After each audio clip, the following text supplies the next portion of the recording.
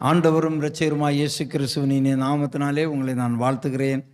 இந்த மாலை வேளையிலே ஆண்டோடைய சமூகத்திலே காணப்படுகிற உங்களை கர்த்தர் தாமே அதிகமாக ஆசீர்வதிப்பாராக. ஆமென். கர்த்தர் நல்லவராக இருக்கிறார். இந்த நாளிலும் செய்தியின் தலைப்பு உள்ளே வெளியே, உள்ளே வெளியே என்கிறதான தலைப்பின்களே நாம் தேவனுடைய வார்த்தையை பார்க்கலாம். 1 சாமுவேலின் புஸ்தகம் 16ஆம் அதிகாரம் 7ஆம் வசனத்தை நாம் வாசிக்கலாம். கர்த்தர் நல்லவர். 1 சாமுவேல் 16ஆம் அதிகாரம் 7ஆம் வசனம். கர்த்தர் சாமுவேலை நோக்கி நீ இவனுடைய முகத்தையும் இவனுடைய சரீர வளர்ச்சியை பார்க்க வேண்டாம். நான் இவனை புறக்கணித்தேன். மனுஷன் பார்க்கிறபடி நான் பாரேன். மனுஷன் முகத்தை பார்ப்பான். கர்த்தரோ இருதயத்தை பார்க்கிறார் என்றார். அல்லேலூயா சொல்லலாமா? மனுஷன் பொதுவாக நம்முடைய முகத்தை தான் பார்ப்பான். ஆனால் தெய்வம் நம்முடைய இருதயத்தை அறிகிறவராக இருக்கிறார். ஆமென். சோதரம். உங்கள் இருதயத்தை யாராவது நீங்கள் பார்த்துருக்கிறீங்களா? யாருமே உங்கள் இருதயத்தை பார்த்துருக்கவே முடியாது. ஆமென். ஆமாம். சிலருடைய இருதயத்தை டாக்டர்கள் பார்ப்பார்கள். அவர்கள் அறுவை சிகிச்சை பண்ணும்போது பார்ப்பார்கள். எனவே அவங்கவுங்க இருதயத்தை அவங்கவுங்க பார்த்தது கிடையாது. அறுவை சிகிச்சை செய்கிற டாக்டர் கூட அவருடைய இருதயத்தை பார்த்துருக்க மாட்டார். அதனால் நம்முடைய இருதயத்தை நம்மளால் பார்க்க முடியாது. ஆனால் ஆண்டவர் அறிகிறவராயிருக்கிறார். சோதரம். நாம் ஒரு மனிதர்களை பார்க்கும்போது அவருடைய வெளி தோற்றத்தை பார்க்கிறோம். புறம்பான வெளி தோற்றத்தை நாம் பார்க்கிறோம். ஆனால் தெய்வம் அவருடைய உள்ளான தோற்றத்தை, அவருடைய உள் வாழ்க்கையை அவர் படம் பிடித்து காட்டுவார். ஆமென். அவருக்கு எல்லாமே தெரியும். நாம் நினைப்பது தெரியும், நாம் யோசிப்பது தெரியும், நாம் சிந்திப்பது தெரியும், நாம் என்ன உள்ளுக்குள்ளாக பேசி கொண்டிருக்கிறோம் என்பது எல்லாவற்றையும் ஆண்டவர் அறிகிறவராக இருக்கிறார். ஆமென். சோதரம். அதுபோல சிலது என்ன நோக்கத்தோடு நம்மோடு பேசுகிறார்கள், என்ன நினைவோடு நம்மளோடு அவர்கள் பழகுகிறார்கள் என்பதை எல்லாம் ஆண்டவர் அறிவார். நமக்கு தெரியாது அநேக நேரங்களிலே. எனவே தேவன் அவர் நம்முடைய உள்புறத்தை பார்க்கிற தெய்வமாக இருக்கிறார். மனுஷர்களோ வெளிப்புறத்தை தான் பார்க்கிறார்கள். கர்த்தருடைய பரிசுத்த நாமத்துக்கு மகிமை உண்டாவதாக. கர்த்தருடைய பரிசுத்த நாமம் மகிமைப்படுவதாக. லூக்கா எழுதின சுவிசேஷம் 11ஆம் அதிகாரம் 38ஆம் வசனத்திலிருந்து நாம் சில காரியங்களை பார்க்கலாம். லூக்கா எழுதின சுவிசேஷம் 11ஆம் அதிகாரம் 38ஆம் வசனத்திலிருந்து நாம் பார்க்கலாம். அவர் போஜனம் பண்ணுகிறதற்கு முன் கை கழுவாமல் இருந்ததை பரிசேயன் கண்டு ஆச்சரியப்பட்டான். கர்த்தர் அவனை நோக்கி, பரிசேயராகிய நீங்கள் போஜன பான பாத்திரங்களின் வெளிப்புறத்தை சுத்தமாக்குகிறீர்கள், உங்கள் உள்ளமோ கொள்ளையினாலும் பொல்லாப்பினாலும் நிறைந்திருக்கிறது. போதும். அவர் போஜனம் பண்ணுவதற்கு முன் கை கழுவாமல் இருந்ததை பரிசேயன் கண்டு ஆச்சரியப்பட்டான். கர்த்தர் அவனை நோக்கி, பிரியமானே, அங்கேயும் பார்க்கும்போது இயேசு கிறிஸ்து போஜனம் பண்ணுவதற்கு முன்பதாக கை கழுவாமல் போஜனம் பண்ணாராம். அதை பரிசேயன் கண்டு ஆச்சரியப்பட்டான். அவ்வளோதான். கர்த்தர் அவனை நோக்கி, பரிசேயராகிய நீங்கள் போஜனபான பாத்திரங்களின் வெளிப்புறத்தை சுத்தமாக்குகிறீர்கள், உங்கள் உள்ளமோ கொள்ளையினாலும் பொல்லாப்பினாலும் நிறைந்திருக்கிறது என்று சொல்லுகிறார். அப்படியானால் ஒரு மனிதன் இன்னொரு மனிதனை வாட்ச் பண்ணுறான், பார்க்கிறான். கை கழுவாமல் சாமம். அதை பார்த்து என்ன பண்ணான்? ஆச்சரியப்பட்டான். அவன் எந்த நோக்கத்தோடு ஆச்சரியப்படுகிறான் என்பதை இயேசு கண்டு சொல்லுகிறார். பரிசேயனாகிய நீங்கள் போஜன பாத்திரங்களை, சாப்பாட்டு பாத்திரங்களை வெளிப்புறத்தை சுத்தம் பண்ணுறீங்க.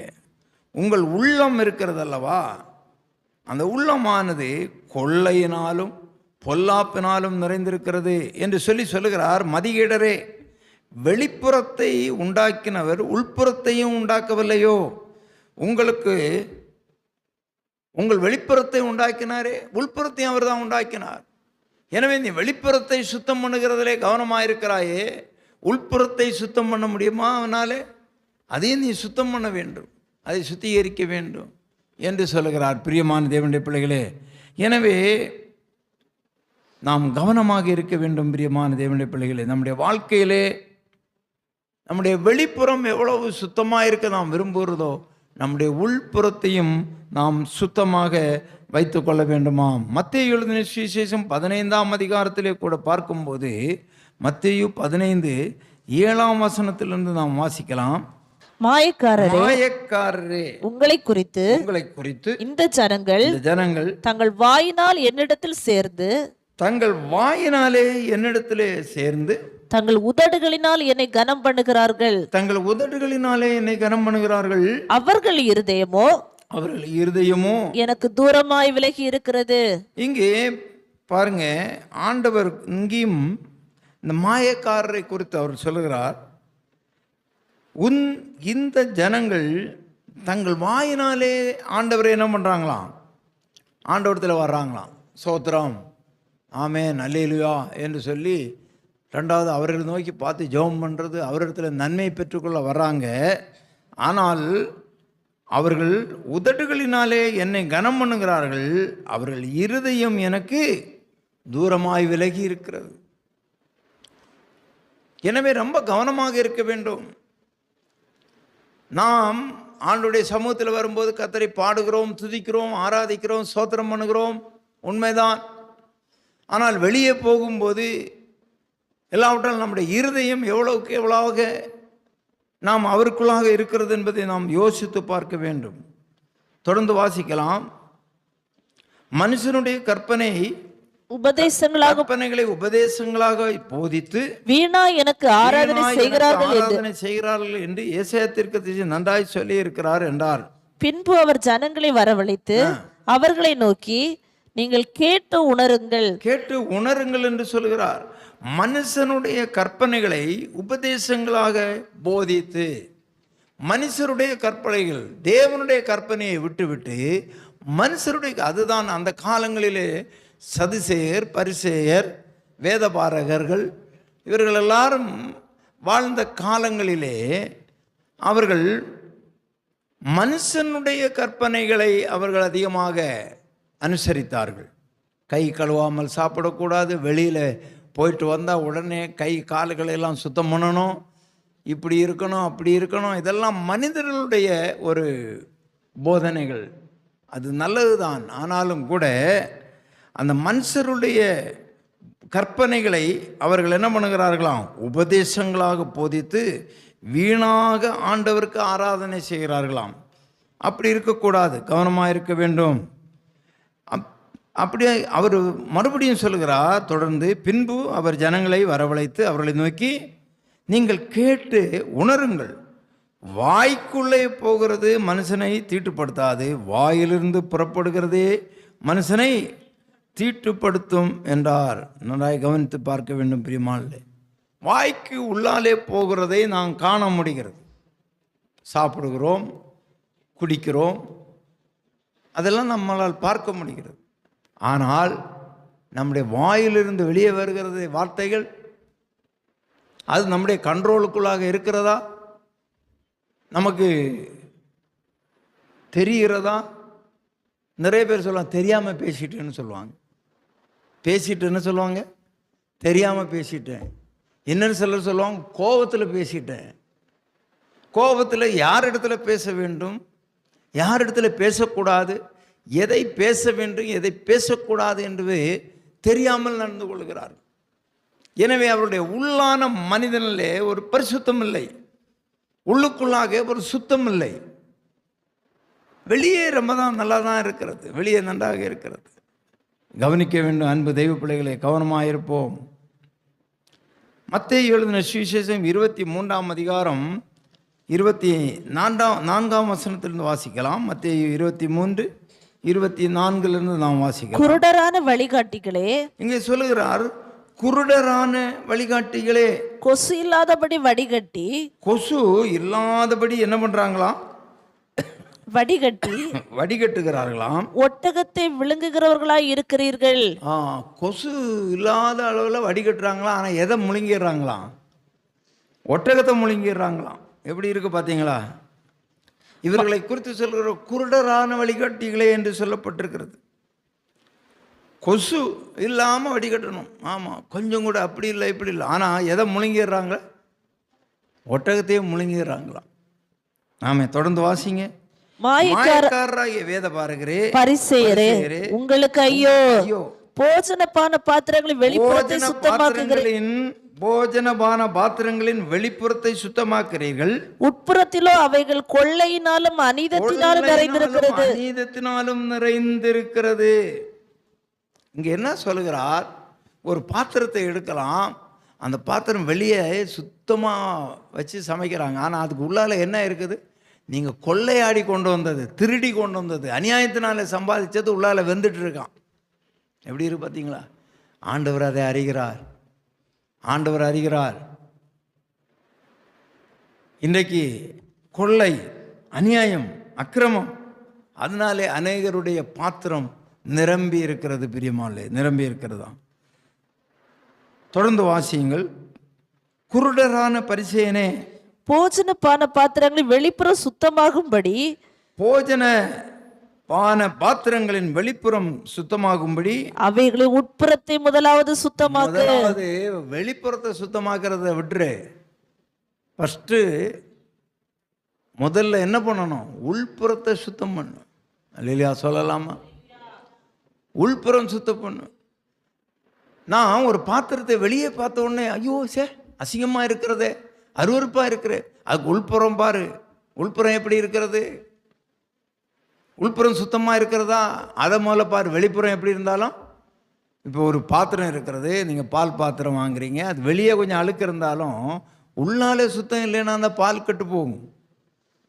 எனவே உனக்கு வெளிப்புறத்தை நீ சுத்தமாக்குறது விடவும் அதிகமாக கான்சன்ட்ரேஷன் எங்கே கொடுக்கணும்? உள்புறம் சுத்தமாகிறதுல. உள்ளான மனுஷன் சுத்தமாக இருக்க வேண்டும். இன்றைக்கி நாம் ஒரு நாளைக்கு நிறைய பேர் 2 வேளை குளிக்கிறாங்க, எல்லாம் சோப்பு போடுறாங்க, அதுபோல் இடையிடையே முகத்தை கழுவுறாங்க, கால அலம்புறாங்க, வெளியே போயிட்டு வந்தோடனே எல்லாம் கரெக்டு தான்.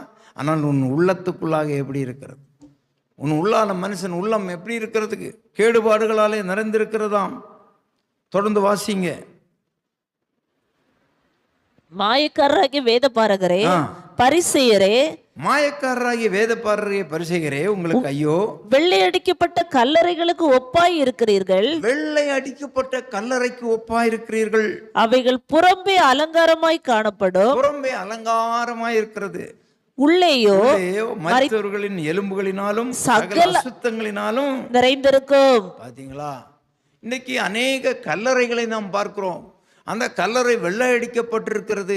சில கல்லறைகள் நல்ல பளிங்கு கற்களினாலே, கிரைனைட்டினாலே நல்லா அழகாக வடிவமைக்கப்பட்டு பார்க்கறதுக்கு அழகாக தான் இருக்கிறது.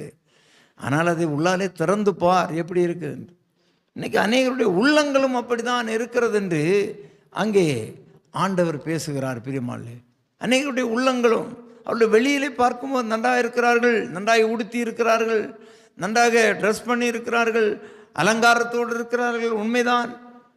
ஆனால் உள்ளாம் எப்படி இருக்கிறது? இங்கே சொல்கிறார், மரித்தவர்களின் எலும்புகளினாலும் சகல விதமான அசுத்தங்களினாலும் நிறைந்திருக்கிறது என்று சொல்கிறார். அந்தபடி அப்படியே நீங்களும் மனுஷருக்குள் நீதிமான்கள் என்று புறம்பே காணப்படுகிறீர்கள். மனுஷருடைய பார்வைக்கு எப்படி இருக்கிறீங்களா? நீதிமான்களாக நீங்கள் புறம்பே காணப்படுறீங்களா? உள்ளத்திலோ மாயத்தினாலும் அக்கிரமத்தினாலும் நிறைந்திருக்கிறீர்கள். மாயக்காரராகிய வேத பாரகரே, பரிசேயரே, உங்களுக்கு ஐயோ! நீங்கள் தீர்க்கதரிசிகளின் கல்லறைகளை கட்டி நீதிமான்களின் சமாதிகளை சிங்காரித்து எங்கள் பிதாக்களின் நாட்களில் இருந்தோமானால் அவர்களோடு நாங்களும் தீர்க்கதரிசிகள் இரத்தப்பழிக்கு உடன் பட்டிருக்க மாட்டோம் என்கிறீர்கள். ஆகையால் தீர்க்கதரிசிகளை கொலை செய்தவர்களுக்கு புத்திரராயிருக்கிறீர்கள் என்று உங்களை குறித்து நீங்களே சாட்சி கொடுக்கிறீர்கள், சாட்சியாக இருக்கிறீர்கள்.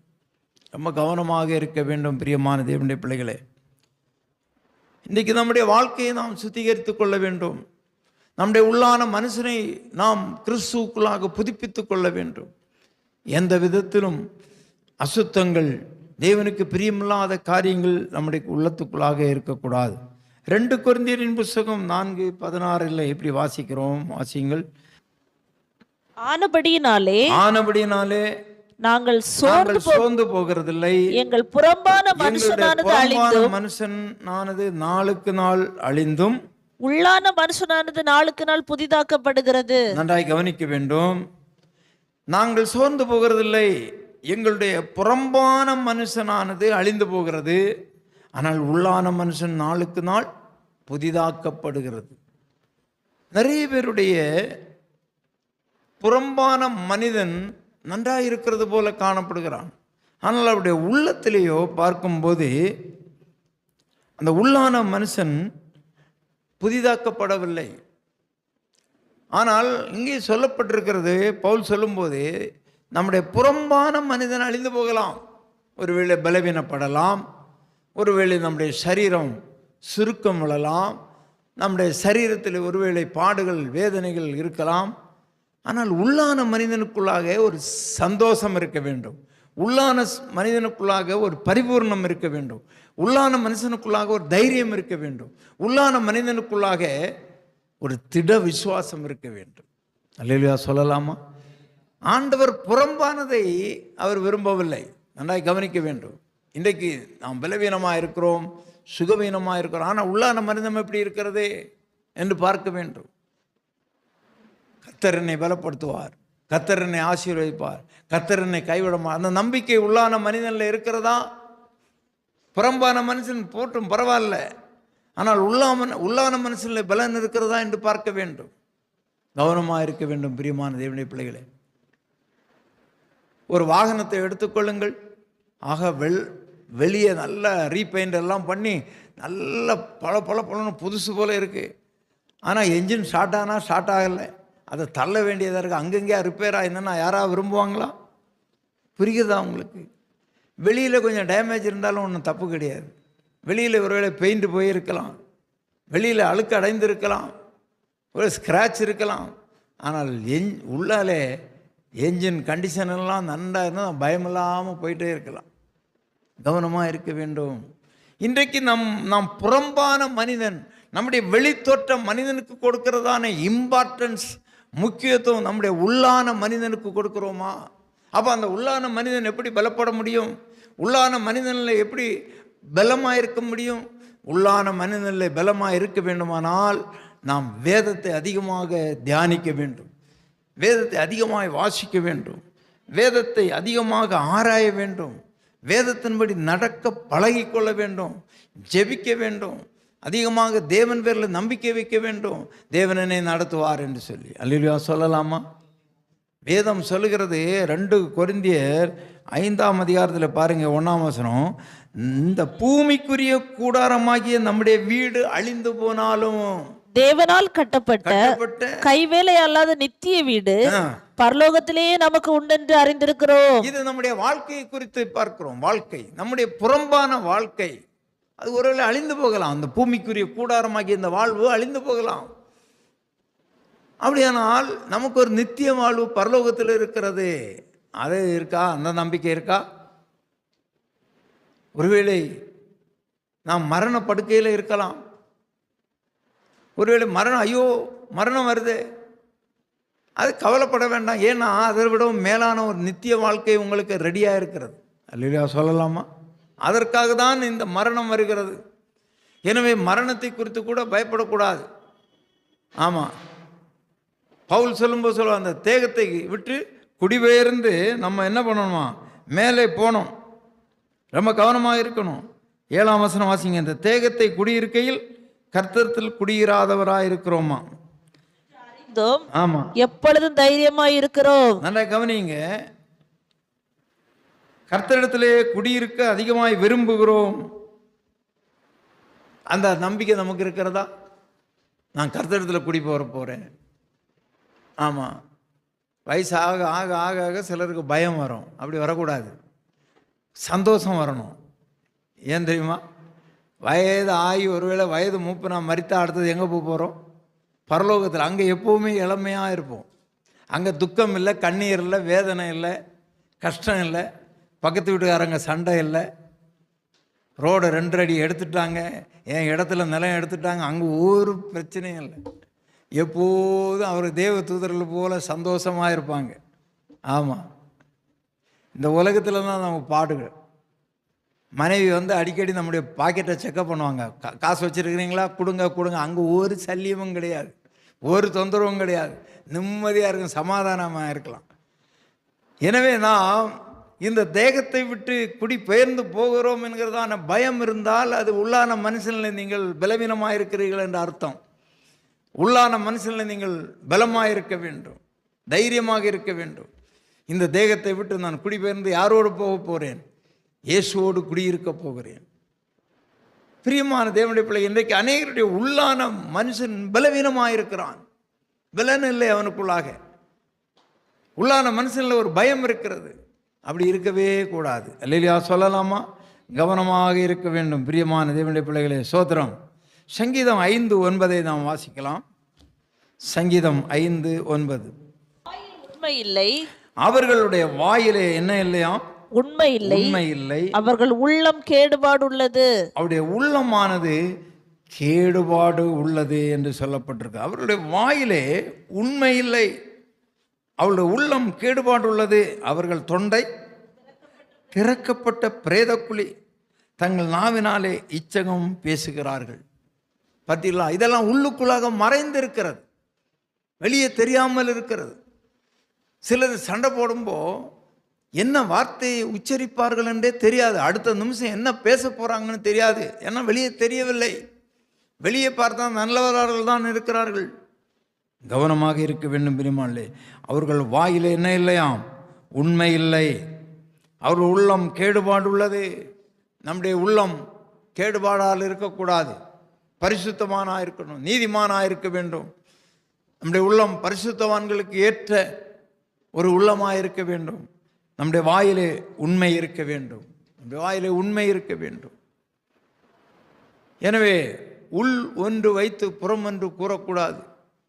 உள்ளாலே நாம் தேவனுடைய சமூகத்தில் வரும்போது எப்படியாக தேவனை துதிக்கிறோம், ஆராதிக்கிறோமோ, எப்போதும் அந்த நிலைமை காணப்பட வேண்டும். பிரியமானது, துன்பம் வரும்போதும், பாடுகள் வரும்போது, உபத்திரம் வரும்பொழுதும் அதை மெயின்டைன் பண்ண வேண்டும். மனம் பதறி தவறாக பேசிவிடக்கூடாது.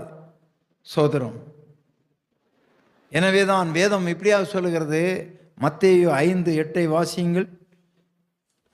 மத்தேயு எழுதின சுவிசேஷம் 5ஆம் அதிகாரம் 8ஆம் வசனம். அருமையான வசனங்கள் அங்கே இருக்கிறது, வாசிங்க.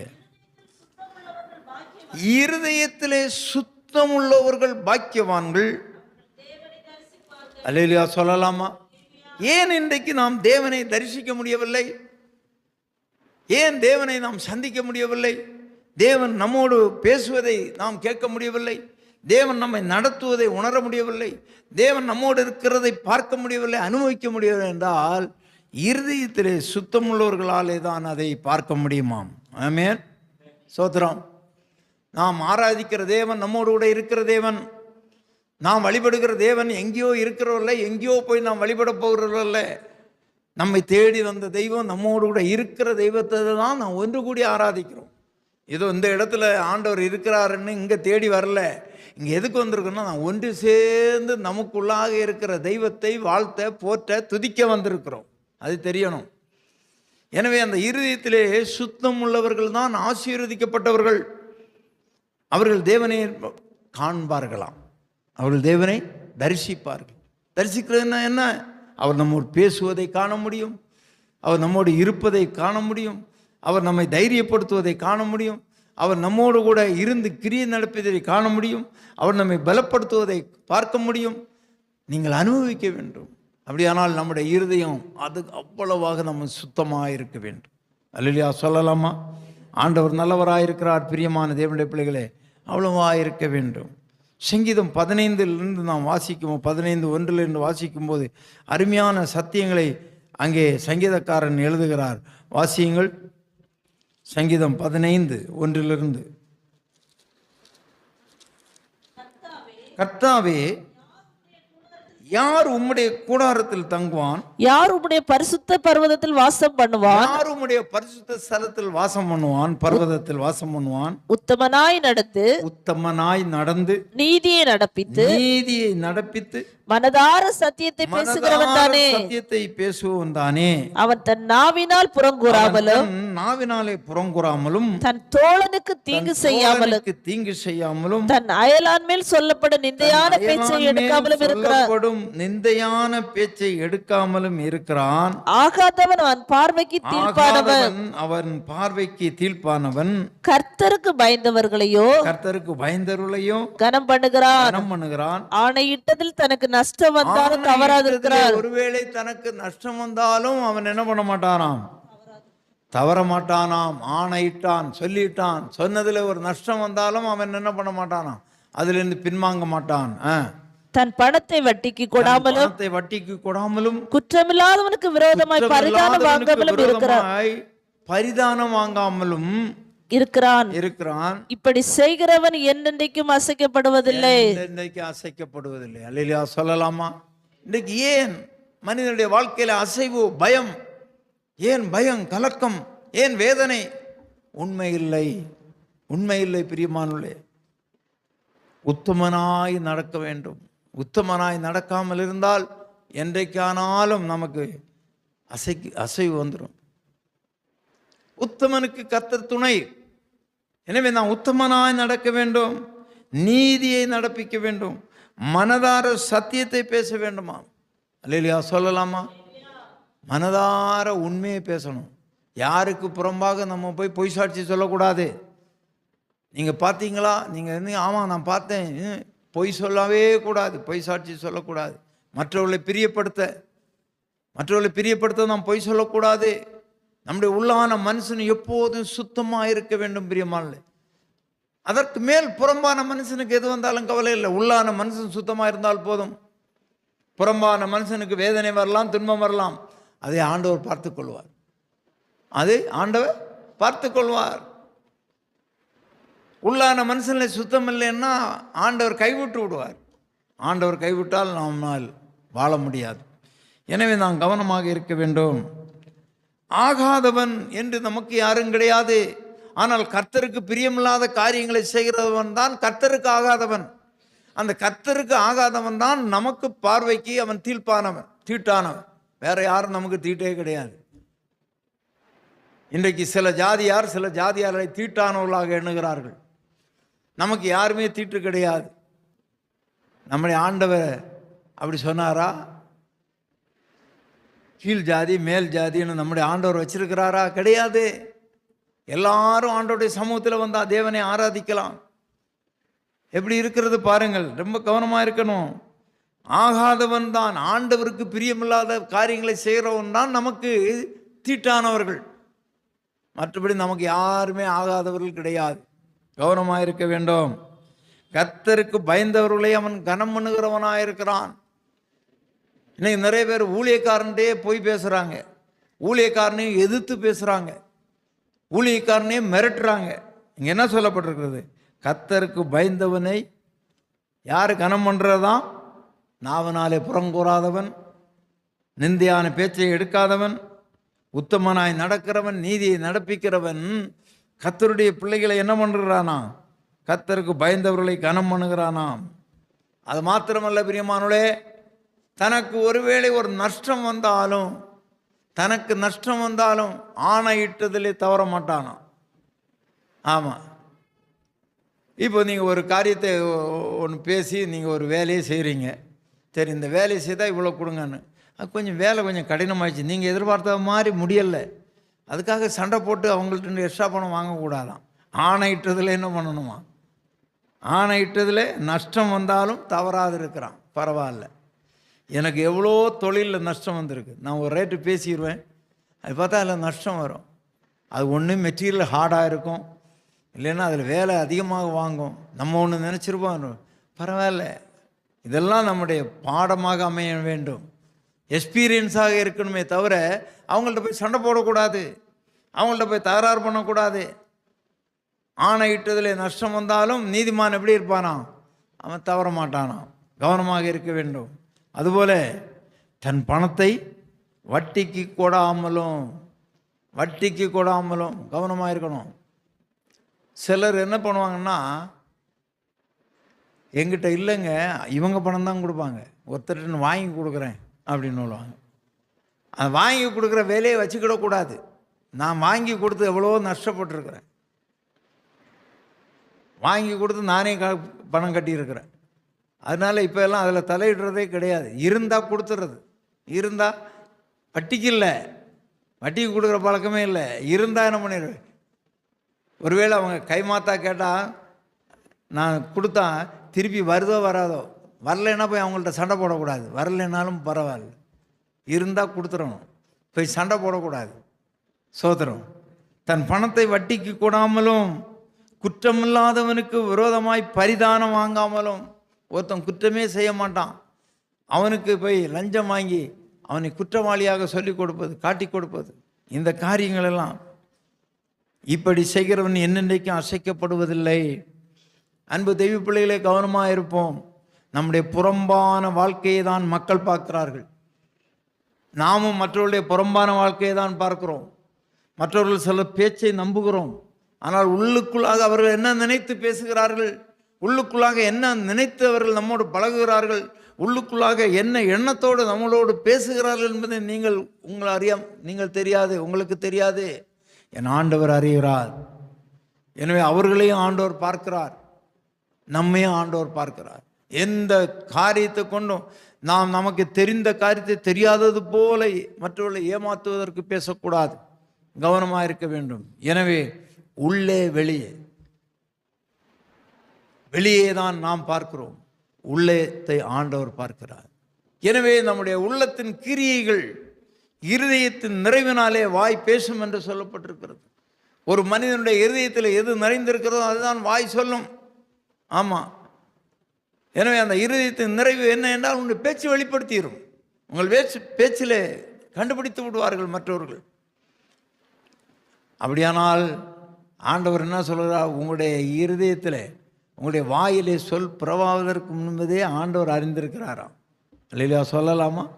ஆமாம். அதுவும் மத்திய 6 தான் சொல்லியிருப்பார். உங்களுடைய வாயிலே சொல் பிறவாவதற்கு முன்பதாகவே அவை எல்லாவற்றையும் ஆண்டவர் அறிந்திருக்கிறார். பிரியமான தேவனுடைய பிள்ளைகளே, அதனால தான் கவனமாக இருக்க வேண்டும். சோதரம், உங்கள் வாயிலே சொல் பிறவாவதற்கு முன்பதாக ஆண்டவர் எல்லாவற்றையும் அறிந்திருக்கிறார். கவனமாக இருங்க. என்ன நோக்கத்தோடு பேசுகிறீர்கள், என்ன நோக்கத்தோடு சொல்லுகிறீர்கள், எல்லாவற்றையும் ஆண்டவர் அறிகிறவராக இருக்கிறார். எனவே நம்முடைய உள்ளான மனுஷன் பலப்பட வேண்டும். வெளியான மனுஷன் அழிந்து போனாலும் கவலைப்படாதுங்க. நம்மளங்கால் படியிடலாமா? ஆண்டவரை நோக்கி பார்க்கலாம். இருதயத்தை சோதித்து பார்க்கிற தேவன் நம் அருகே நிற்கிறார். பிரியமான தேவனுடைய பிள்ளைகளே, அவனுடைய கிரியையின்படி நியாயத்தீர்க்கப்படுவார்கள். இந்த சரீரம் ஒரு நாள், இந்த சரீரம் மரித்த பிறகு அதை அடக்கம் பண்ணி விடுவார்கள். சரீரம் அழிந்து போகும், ஆனால் ஆத்மா அழியாது. அந்த உள்ளான மனுஷனாகிய ஆத்மா நியாய தீர்ப்பில் போய் நிற்க வேண்டும். கவனமாக இருக்க வேண்டும்.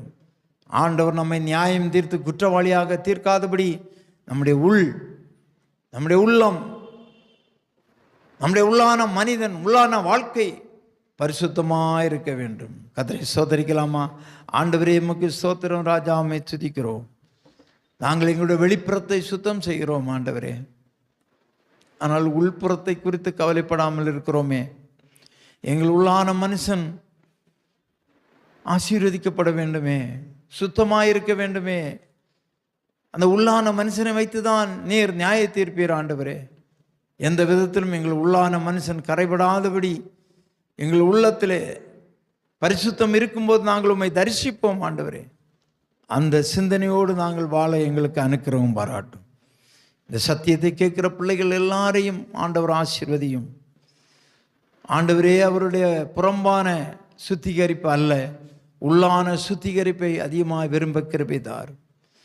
உள்ளம் பலனுள்ளதாக இருக்க கிருபை தாரும். அதற்கு வேதத்தை தியானிக்க, வேதத்தை வாசிக்க, வேதத்தின்படி நடக்க, ஜெபிக்க, ஆண்டவரை துதிக்க, ஆண்டவரை மையப்படுத்த, ஆண்டவருக்கு பரிசுத்தமாய் வாழ அனுக்கிரகம் பாராட்டும்படியாக நாங்கள் ஜெபிக்கிறோம். பெரிய காரியங்களை செய்யும். தொடர்ந்து பிள்ளைகளை ஆசீர்வதிப்பீராக. துதிகன மகிமையாவது நீர் எடுத்துக்கொள்ளும். மீட்பு இயேசுவின் ஜெபிக்கிறேன் இருக்கின்ற பரலோக பிதாவே, ஆமென்.